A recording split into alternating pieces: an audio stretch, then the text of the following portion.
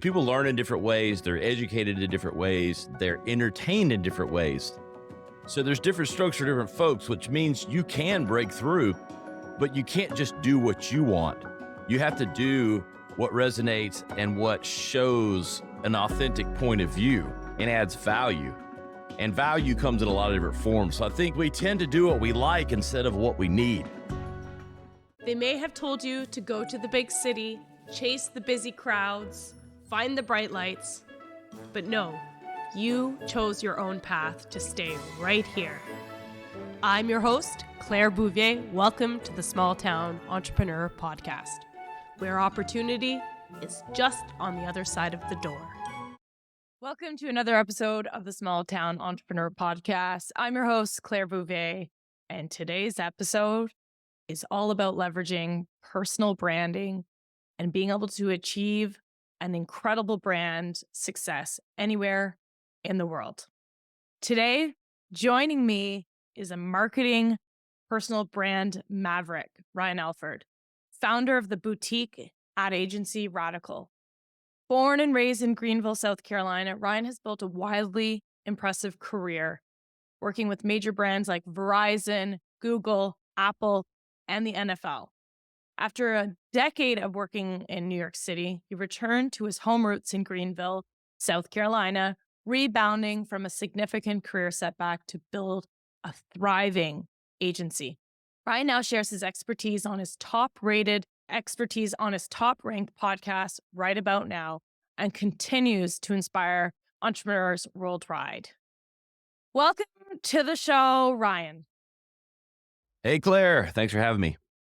Thank you for being here. You're a busy man, and it's really awesome to have you on here for a couple minutes to talk to the audience that we're trying to build our own wealth.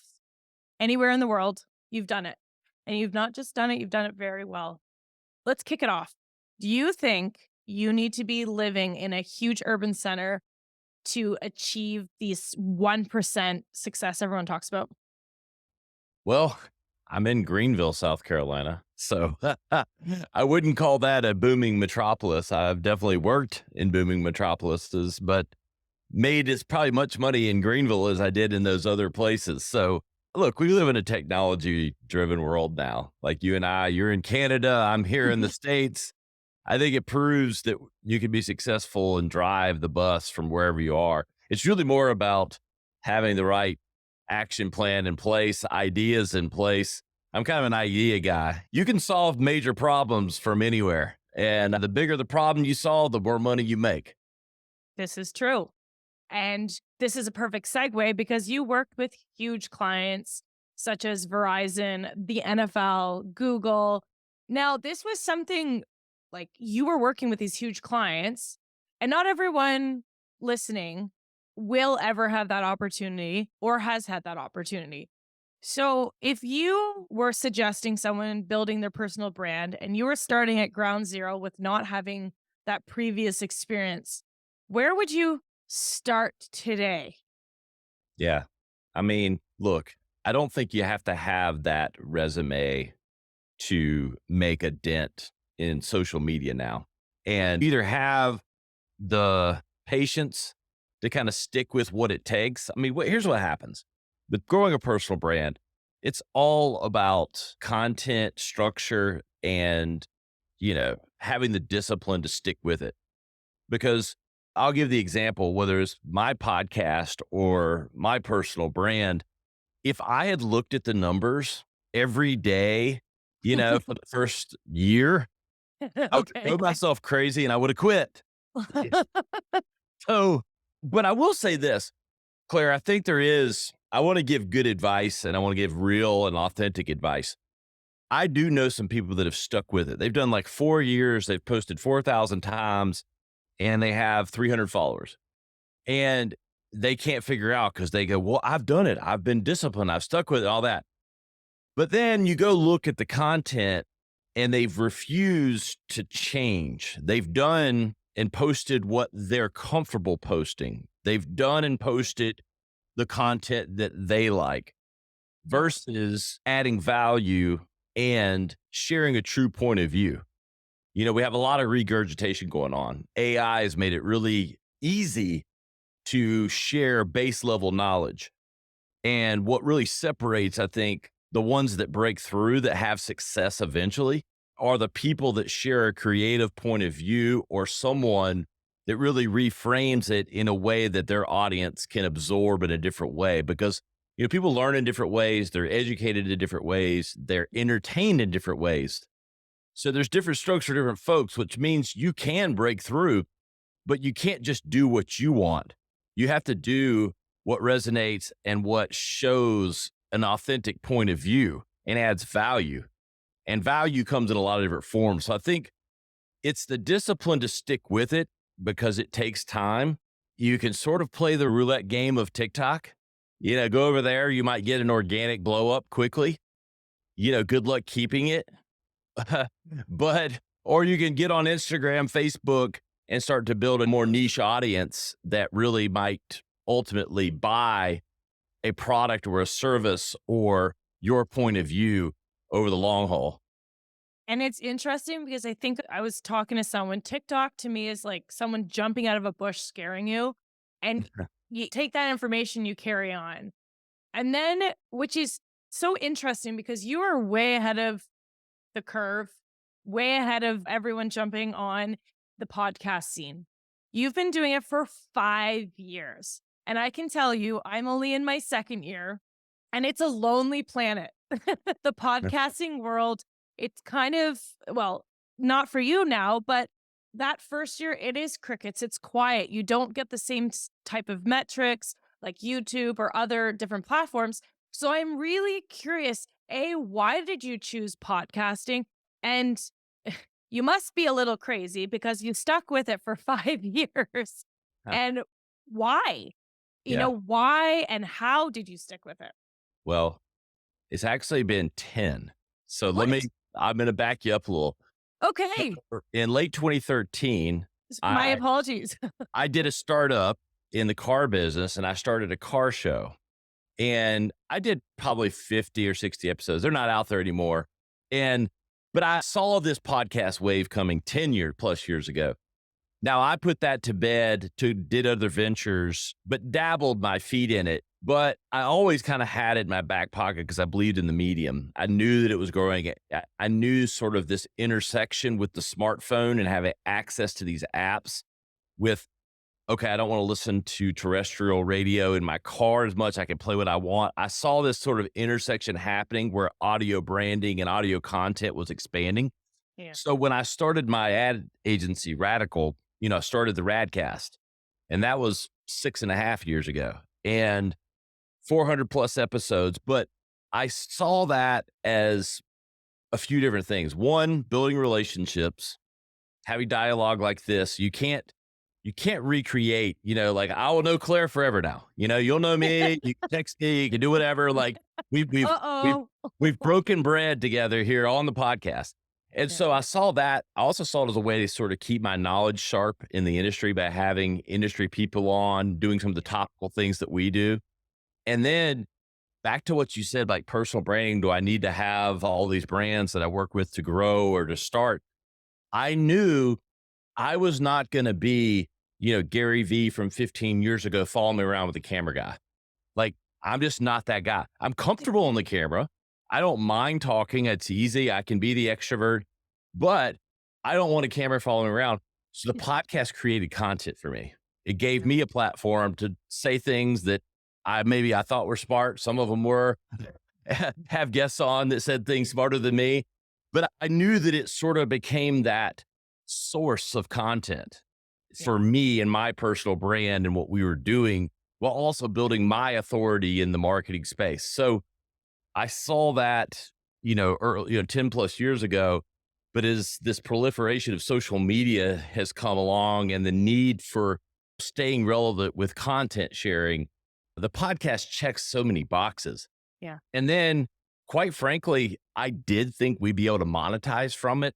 I did see that, but that's become sort of icing on the cake. First of all, apologies. I was thinking it was 5 years. 10 Well, that's years. not really out there. That's insider information, Jer. Your audience only. I don't think I've even told that 10-year story. So there you go. Okay. Well, okay. I was like, I thought I did my research. It wouldn't have been Um, out there. Yeah. uh, wow. Well, it's interesting because I love talking to early adopters, and then there's early adopters. Had another guest and we were talking about Bitcoin. He's been in for like since the beginning of time. People like you fascinate me. You have this birdie in your ear to telling you, hey, this is what's coming. Where do you get these intuitions? How do you know this? You're ahead of it. And now people are jumping on. Is it too late to jump onto the podcasting scene? Well, I'll start where you began. Like, I don't know if I'm an innovator as much as I don't give a shit what people think. So I'm not scared to try things. So that's more of, I think the innovators are the people that don't get inhibited by the worry of failure or the worry of, because look, you have to try it to know it works, or you have intuition. And I'll say, that's just me, is I'm a creative person. Like some people, they could create 17,000 processes and all that. And I can play that role, but mine is more of an idea guy. And Yeah. so like I can see disparate parts and create and bring it together in a creative way. So that's the way my brain works. And I think that's what maybe drives okay, I think I can see where that's going. Like that's the way my mind works. But at the end of the day, I don't know that that makes me special. I think my superpower is I don't give a damn what anybody thinks if I fall on my face, because I'll do enough and am driven enough that something will stick. And then look, we're still going up on the bell curve for podcasting. And what we're still doing is this evolution of what podcasting really is and isn't. I posted this morning to like LinkedIn, probably my least used platform. I'm terrible on LinkedIn, even though I should be better. It's a business platform. It's But my new favorite. yeah, it's cool, but I'm just bad at staying active there. I posted like, if your podcast isn't generating a business outcome, let's call it what it really is, a hobby. And so, because the hobbyist podcast gets called a podcast, and Joe Rogan over here making $200 million a year is called a podcast. There's a big delta. Those are two different things. Mhm. And so I think that to make the point that it's not too late, but we have this intersection of audio and video it's happening in the space, combined with the proliferation and the changing dynamics of social media Yeah. that are really redefining. You're going to have different stages of podcast. You'll have the legacy audio version, where a lot of my audience was built from. Yeah. And then sort of this content entertainment channel, the video portion. And what we're doing with my show right about now is really coming to the intersection of that, because we're going to have a daily show that's going to feel more like a show than a podcast. You're getting a taste of it here. Some of the studio, we got some stuff coming behind us in our new space. But I'm loving it. I feel like you're at the podium and hey everyone, I'm in my garage. Love it. yeah. So, but that's intentional. Like, a lot of this maybe be getting digested audio, but I encourage people to consider podcasting, but think about it less about podcasting and more about becoming their own media and TV station. True. It's really more thinking of through that light. You're a content channel, and my show is a content channel on a number of, it's no longer CNN, ABC, Fox. Those still exist. Don't get me wrong. They're still there. But the Ryan Alford channel comes to your TV station, which is your phone, because that's what's in your face all day. And then you also can listen to me on the radio. Yeah. So, Well, it's neat because it's this personalized streaming accessibility that we have access to whatever we want. We can curate a little bit. And this whole movement of decentralization. We're owning our own real estate on the online, which is really, really cool. And I wasn't planning on going this direction, but I gotta ask you, Ryan, because this is something I know I work with tons of creatives.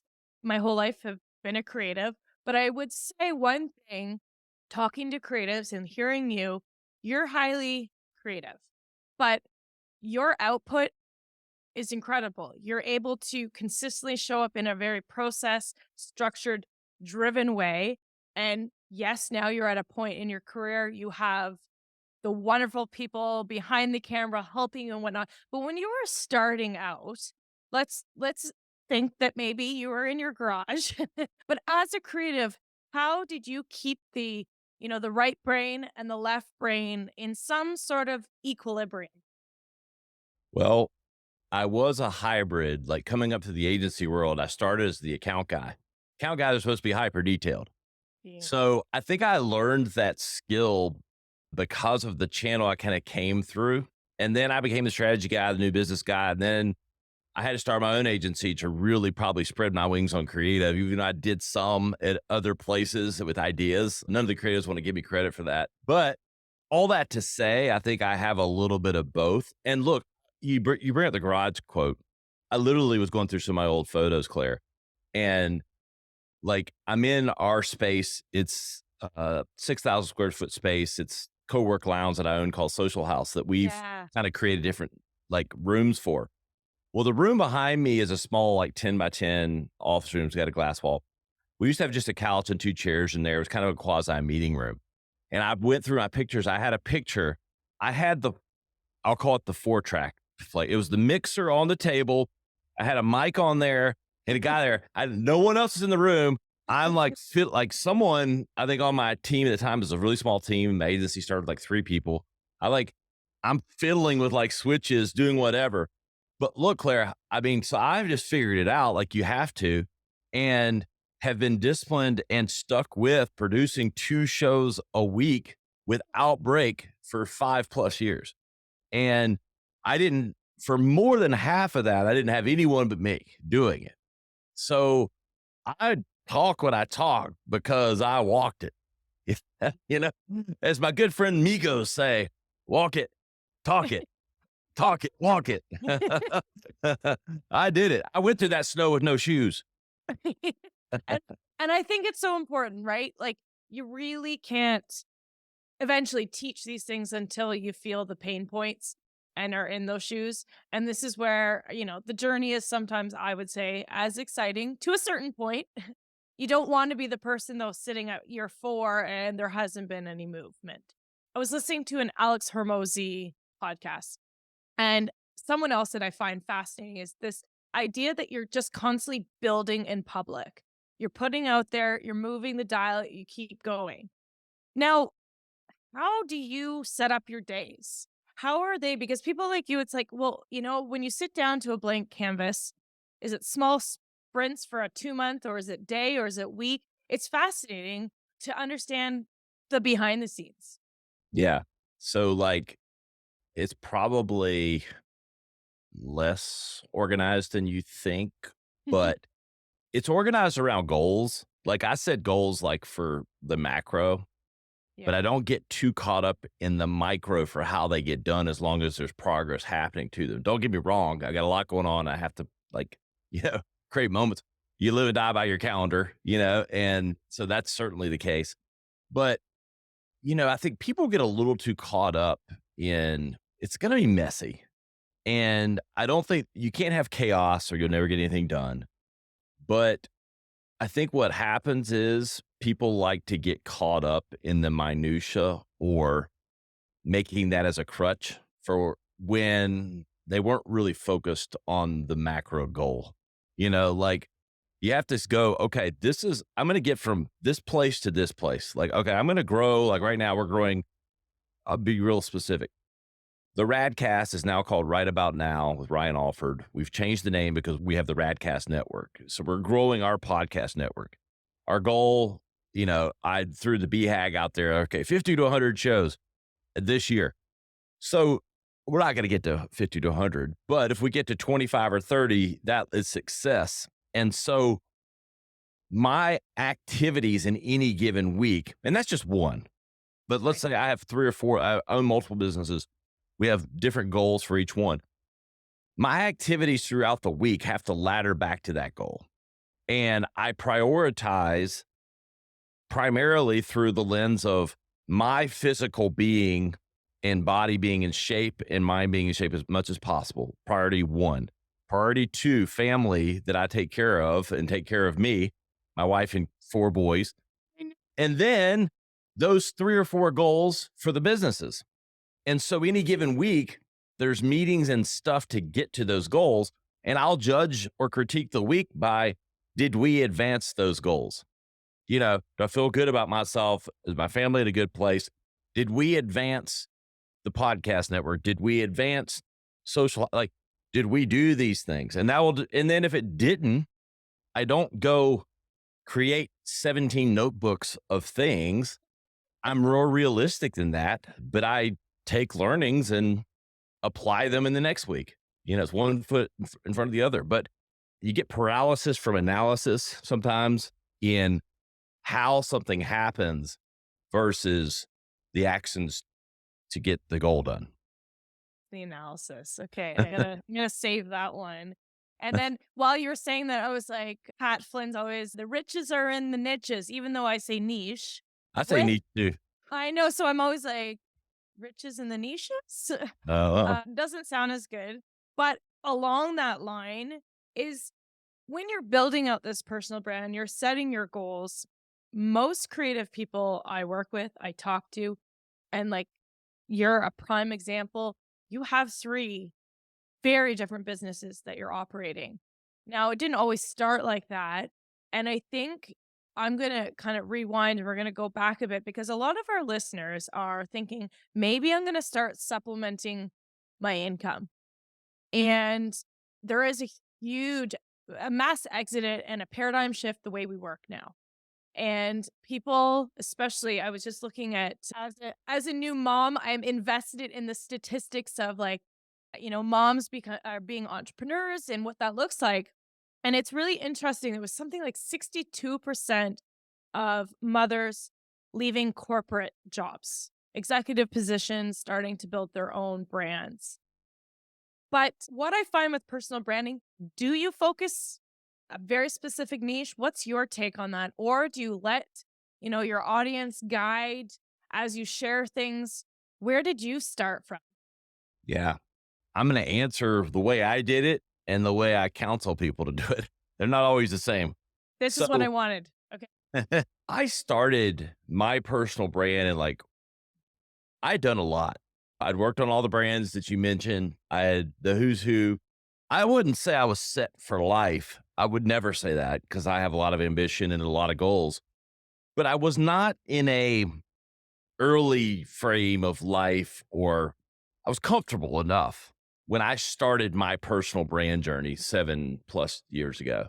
And I had a lot of stories and things that I had done that needed to be told because I'd done all this stuff, but I was a ghost town online. But a lot of people are sort of living their experience now and today. They don't have all that in the can, like you thought. They don't have all that they've already done and can draw from. Mhm. And so I was sort of leveraging personal brand and even the podcast.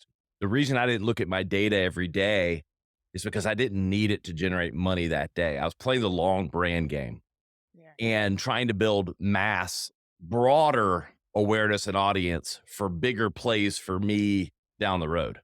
Because I didn't need to become a coach, or do this like immediately from it.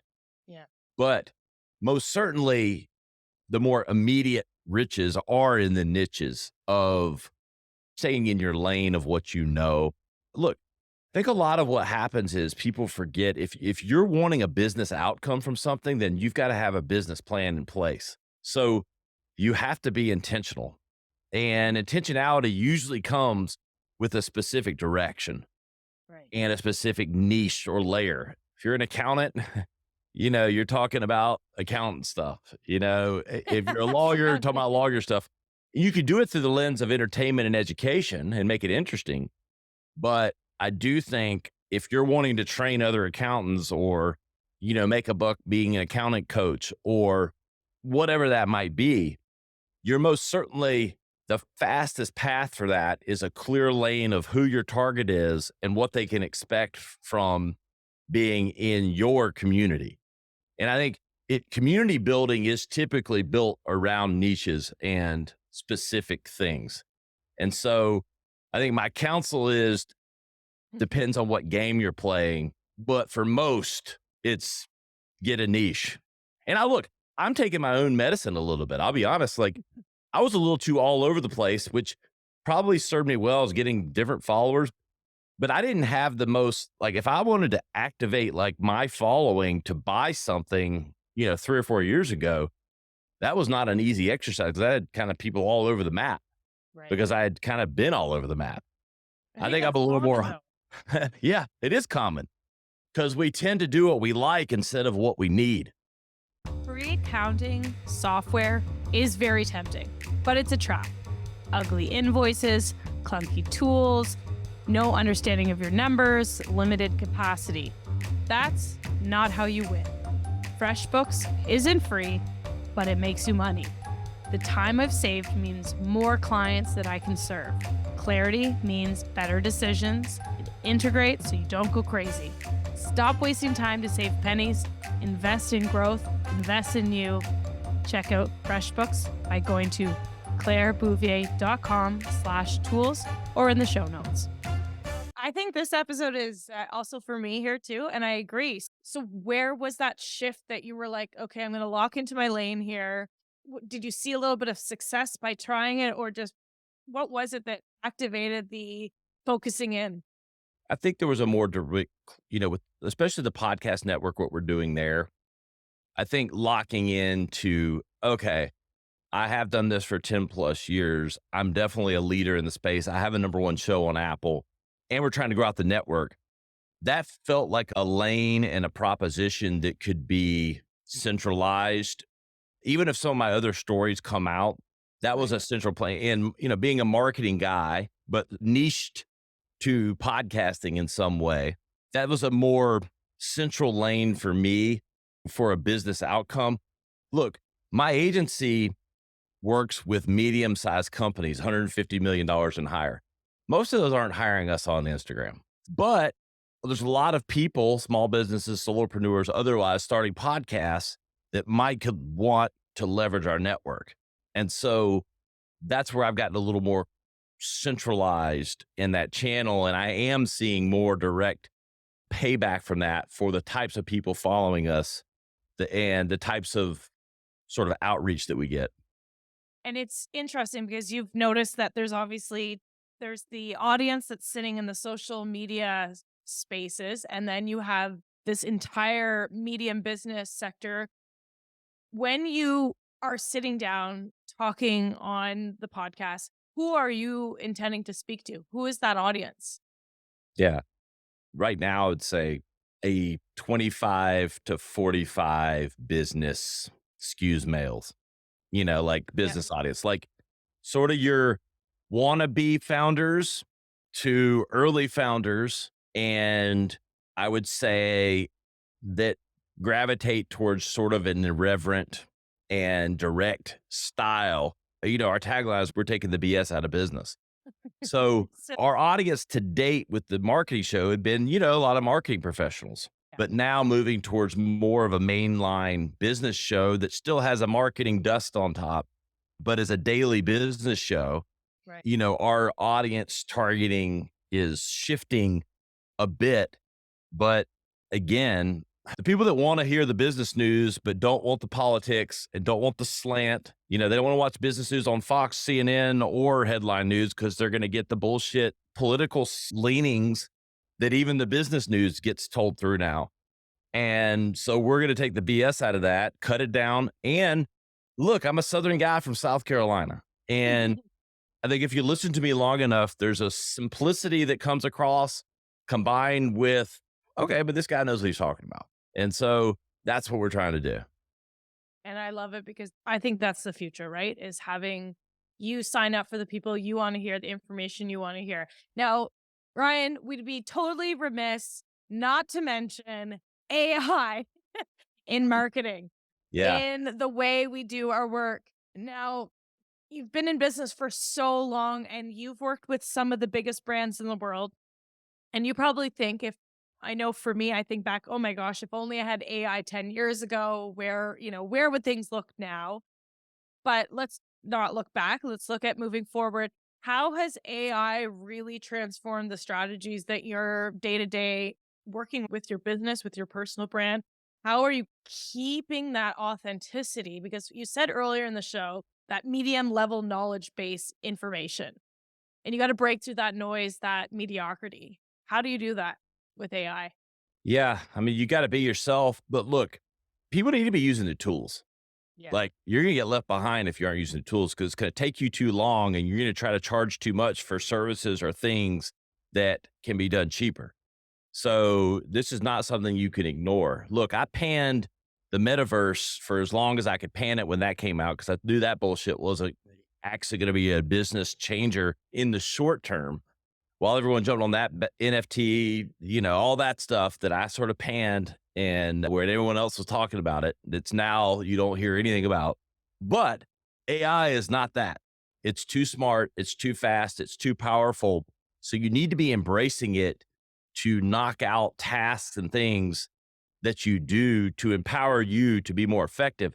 But look, it still can't add the human intuition because if you just throw out and do everything that it says, it all starts sounding, some of these blog posts all start sounding the same, a lot of the knowledge, but you have to still have perspective and you still have to craft and hone, what you're bringing to the table.